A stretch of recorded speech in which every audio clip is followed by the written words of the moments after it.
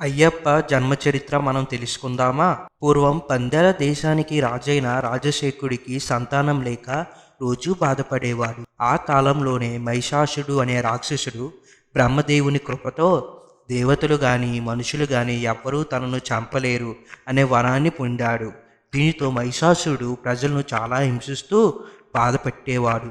ఈ పరిస్థితి చూసిన దేవతలు దుర్గాదేవిని సహాయం కోరగా దుర్గాదేవి మహిషాసురుని చంపుతుంది. మహిషాసురుడు సోదరి అయిన మహిషి చాలా కోపంతో బ్రహ్మదేవుని తపస్సు చేసి శివుడు మరియు విష్ణువుకి జన్మించిన సంతానమే మహిషిని చంపగలరు అనే వరాన్ని పొందుతుంది. మహావరం పొందిన మహిషి దేవలోకానికి వెళ్ళి దేవతలను వేధించడం మొదలుపెట్టింది. దేవతలు మహిషి ఆగడాలకు తట్టుకోలేక విష్ణువు దగ్గరకు వెళ్ళి సహాయం కోరుకుంటారు. అప్పుడు విష్ణువు ఈ సమస్యను పరిష్కరించడానికి ఒక ఉపాయం ఆలోచిస్తాడు.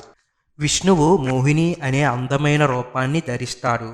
మోహిని శివుణ్ణి ఆకర్షించి ఇద్దరూ కలిసి ఒక పుత్రునికి జన్మనిచ్చి ఈ పుత్రుణ్ణి రాజశేఖర రాజుకు సంరక్షణ కోసం ఇవ్వడానికి నిర్ణయిస్తారు. ఒకరోజు వేటకు వచ్చిన రాజశేఖరుడు నది ఒడ్డున ఈ దివ్యమైన బిడ్డను చూసి ఆశ్చర్యపోతాడు. ఒక సాధువు రాజును చూసి ఈ పిల్లవాడిని వారసునిగా దత్తత తీసుకోమని, ఆ పిల్లవాడు మెడలో బంగారు కంఠం ఉండటంతో మణికంఠ పేరు పెట్టమని చెప్తాడు. రాజశేఖరుడు ఆ పిల్లవాడిని రాజ్యానికి తీసుకొని వచ్చి రాణితో జరిగినదంతా చెప్పి మణికంఠ అని పేరు పెట్టి చాలా ఆనందిస్తారు. మణికంఠ చిన్న వయసులోనే అన్ని శిక్షణల్లోనూ విద్యల్లోనూ శాస్త్రాల్లోనూ చాలా నైపుణ్యం కనబరుస్తాడు. ఇది తెలుసుకున్న రాజు ఈ పిల్లవాడు సాధారణమైన పిల్లవాడు కాదని విష్ణువు మరియు శివునికి పుట్టిన పుత్రుడు అయ్యప్ప అని తెలుసుకుంటారు. కొంతకాలం తరువాత రాజశేఖర రాజు దంపతులకు కుమారుడు జన్మిస్తాడు.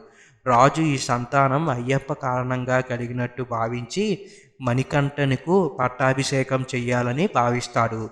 అది ఇష్టం లేని రాణి తనకు అంతుచిక్కని వ్యాధి అని ఒక కపట నాటకం ఆడి ఈ వ్యాధి తగ్గాలంటే పులిపాలు తేవాలని రాజవైద్యుడితో చెప్పిస్తుంది. దీంతో పులిపాలు తీసుకురావడానికి అయ్యప్ప అడవిలోకి బయలుదేరుతాడు.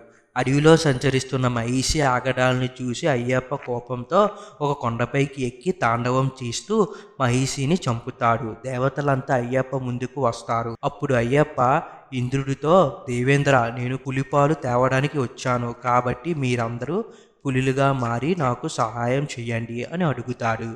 ఇంద్రుడు స్వయంగా పులిగా మారి అయ్యప్పకి వాహనమవుతాడు. పులి వాహనంపై అయ్యప్ప రాజ్యానికి చేరుకుంటాడు. అయ్యప్పకు పట్టాభిషేకం చేయాలని రాజు భావిస్తే తనకు రాజ్యం వద్దని ఒక ఆలయం నిర్మించవమని కోరుతాడు. నేనొక బాణం వదులుతానని, ఆ బాణం ఎక్కడ పడితే అక్కడ తనకు ఆలయం నిర్మించమని కోరుతాడు. అలా అయ్యప్ప వేసిన బాణం శబరిమలలో పడడంతో అక్కడ అయ్యప్ప స్వామివారు స్థిర నివాసం ఏర్పరచుకొని తన భక్తులతో పూజలు అందుకుంటున్నారు.